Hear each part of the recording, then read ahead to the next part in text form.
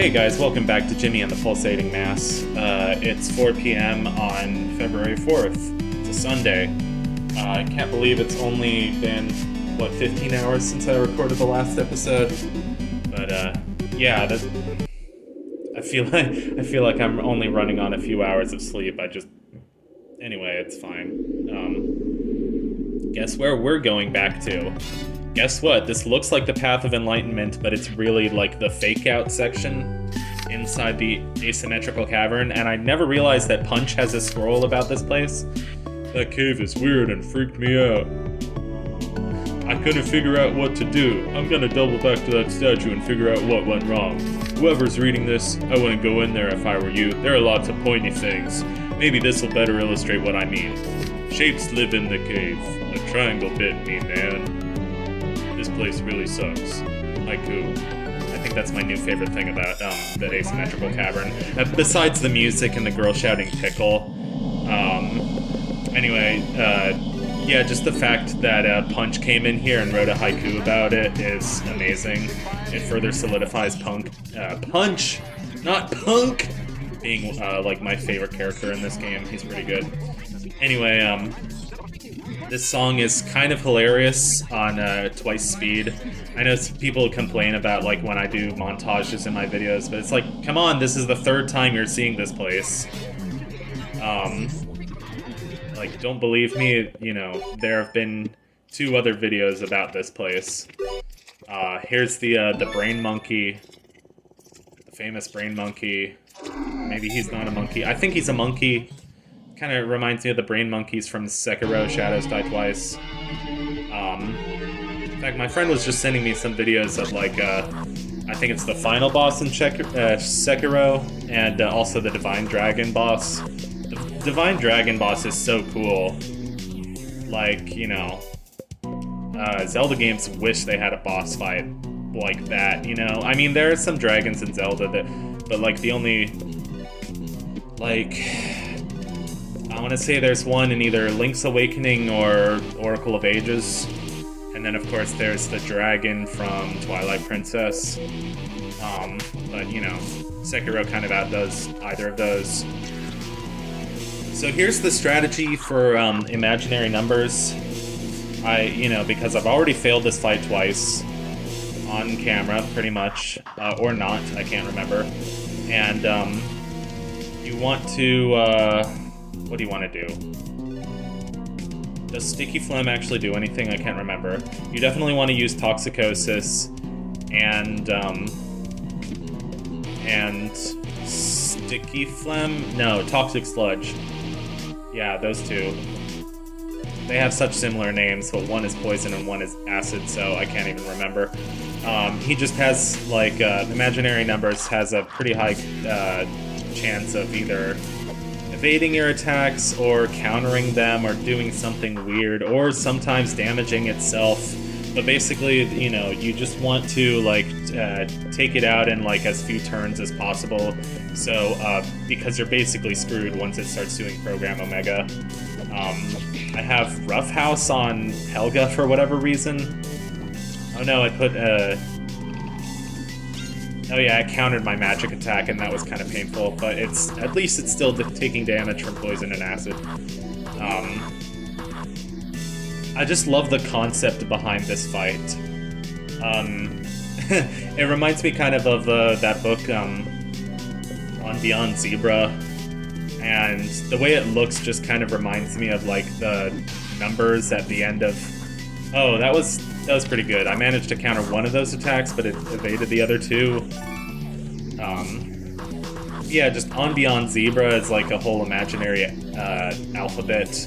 It's by Dr. Seuss. It's a whole imaginary alphabet that goes on beyond Z, or Z if you're Canadian or British. Those crazy Canadians. I could get used to saying Z if I lived in Canada. And then it has like this kind of like weird letter at the end of the book that's kind of several letters that you've already seen kind of combined. Which is why this kind of reminds me of that. So anyway, what is our strategy here? Are we actually... I guess we've done okay, because we've gotten him down to half. Actually, I don't know imaginary numbers pronouns. Imaginary numbers damaging themselves. Rampage not working on it. But pulverizing light working on it for whatever reason. Roughhouse. I don't know, I usually have pulverizing light on Helga, but I kept changing it around in this playthrough, so I had it on Andrew for a little bit, and then, you know, I had Roughhouse on Helga, which you usually don't do. You usually don't have anything physical on Helga. I'd like to be something physical on Helga. No. Yeah, anyway. Analysis isn't really worth it. I mean, I don't know. Analysis, you have to be really lucky for it to actually work. Not doing Rampage just because it has a chance of not working. Although cryodynamics can be really good. Rampage, if it does work though, you know, is your like most broken attack in the game. So, you know, usually I would say use it as much as possible. Black Spiral, I don't know if it does enough. But, you know, hopefully Lars will just be able to counter some attacks with his amazing Kung Fu stance. It makes no sense that Lars can do so much damage just by doing like a stupid Kung Fu stance. But that's why I like Lars. Yeah, see, Rampage. And he countered all of those attacks. And then I got lucky with Rampage. I just got really lucky. Oh, and you'll notice the amount of XP and the dollar amount that you get from it is really weird. It's like not a normal number at all, but like, you know, it's the boss fight is imaginary numbers. It's all about weird numbers. And then finally the numbers are in order from 1 to 9. I didn't notice that. So Inkblot for furniture, Advanced Calculus, which is a weapon for Andrew, and 138 gun, which is a normal weapon. You can kind of give it to anyone. I decided to give it to Helga, just because I like giving it to Helga, and that's really the only reason. Advanced Calculus is for Andrew only, and of course this being a math-themed dungeon, it makes sense that it would have a weapon for Andrew. Although you would want something that gives a big boost to magic attack, but I was wondering why it brought attack down from 95 to 80.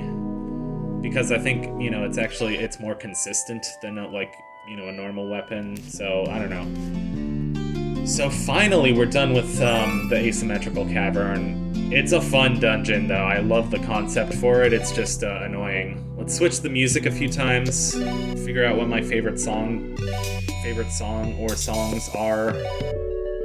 This is the music for Temple of Sight, which is actually where we're going right after this.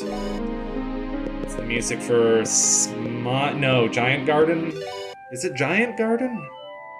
That's the world map music. That's the music that plays in the subway. Here's the music that plays in the Legs of the Ancient Giant. Yeah, the music from the Land of Fish. I think... here's the music that plays in Smile. I think the Growing Ladder, the Legs of the Ancient Giant theme, is like one of the coolest songs in the game. It's truly one of the most underrated. Here's the Temple of the Inward Looking Eye, which is one of my least favorite dungeons in the game, so I'm not really looking forward to that, but we have to complete a side quest before we can even get in there that involves sort of getting all the numbers in there. Here's the Temple of Sight, which is actually, we've been here already. It's where sort of we first get Andrew and learn how to use his moves, and we also sort of learn about the pulsating mass, and there's like all the murals and everything. This is another cool song. I like it, and it also just sounds funny sped up, so that's why I'm leaving in this montage. Oh man, throwback to Kirby's Adventure. Are you kidding me? Or Kirby's Dream Land 2. That too. That works. Or Kirby's Epic Yarn, I guess. That works. I haven't played Kirby's Epic Yarn in a while. It's funny because I love the art direction of that game, but I just hate the controls. It just feels like Sometimes I have a problem with Kirby games feeling sluggish, like Dreamland 3 kind of has that problem. But Epic Yarn has that problem more than like any of them, which, in my personal opinion. This puzzle I think we've already solved. It's basically, I don't get it, because 3 plus 5 plus 2 is 10, not 9, so I guess it's subtraction, or 4 plus 5 is 9, 2 plus 3 is 5, okay. 5 plus 4 is 9. So I guess it is addition. So basically there's this puzzle, and for one, I spent a long time looking it up because there's several similar places. There's a symmetrical cavern, and there's the Temple of Sight, and there's the Great Triangle, which are all different. But thankfully they all have different, like, pieces of music on the soundtrack. Like, this game is amazing in that it has so many different locations, and each different location has a different song. It has a different piece on the soundtrack. But basically, I came back and did this puzzle because I had a feeling that I left this place unfinished. And sure enough, you come back here and you get a light bulb. Basically, the way you're supposed to figure out this puzzle is that there's a sign in another room that says clarity. So I'm pretty sure that just means, you know, C is 1, L is 2, A is 3, R is 4, you know, I is 5, T is Y, and T is 6, and Y is 7. Does that make sense? Yeah, 3 plus 2 is 5. And what's the other one? 4 plus 3 is 7. R is 4. Yeah, that makes sense. Alright, so that's it for this episode of Jimmy and the Pulsating Mass, and take care, and I'll see you in the next one. Goodbye.